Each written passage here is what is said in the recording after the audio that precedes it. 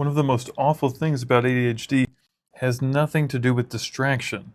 It's the ADHD shame spiral. ADHD can create this awful feeling where you avoid something and you feel terrible about avoiding it. And then the shame just makes it worse, and then you avoid it even more.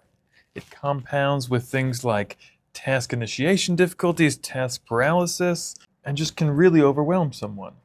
I'm Dr. Daniel Katz, a clinical psychologist, and this is Psych Talk, where I make ADHD and mental health easier to understand.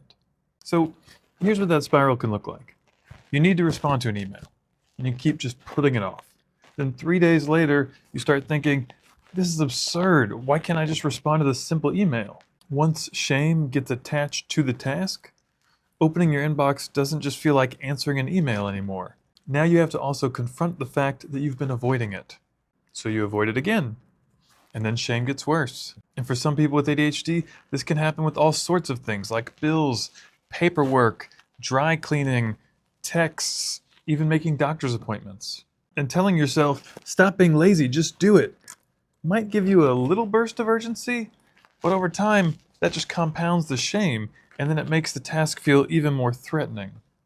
So here's what I usually recommend to my clients. Try separating the problem out from the judgment about the problem. So instead of, I'm irresponsible because I haven't done this, try, I've been avoiding this for a week. What's making it so hard to start? Maybe the first step needs to be smaller. Maybe you need another person there. Maybe you need a 5-minute timer. Maybe you need to tolerate the discomfort of doing nothing, rather than waiting around until you feel like you can somehow do it perfectly. You of course still have to deal with the thing you've been avoiding.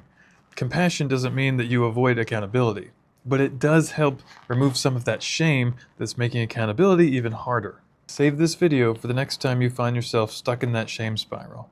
And please, send it to someone who needs to hear it.